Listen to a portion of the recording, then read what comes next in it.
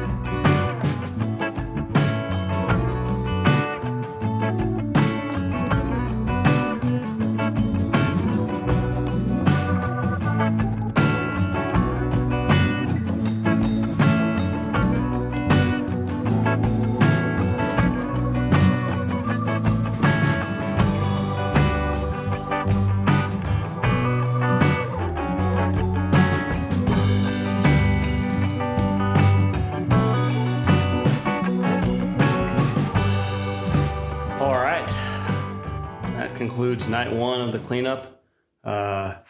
Still got a ton to do back in here. There's a lot of stuff just laying on the floor. I got to sort through it.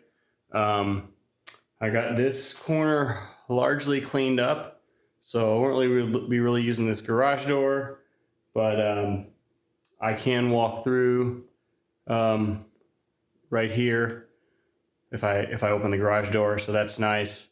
The only power in the garage, well, other than the workbench back there, is up here in this corner, and I've got 220 up there, so that's where the welder's at. And then I threw the drill press up on the welding table. I'll move it down when I use the welder, but that gives me a nice workbench for the drill press. So I've got vise, press, and you saw me put together a new press brake. I've been wanting one for a while, and I found one reasonably priced, so I picked that up. And then a drill press, so this will kind of be fabrication area. Still got to sort through some of this, but overall I'm kind of liking the setup. I like having both toolboxes next to each other and against the wall. That'll be much nicer, so we'll continue the cleanup probably tomorrow night. On to day 2 of cleaning up the workspace.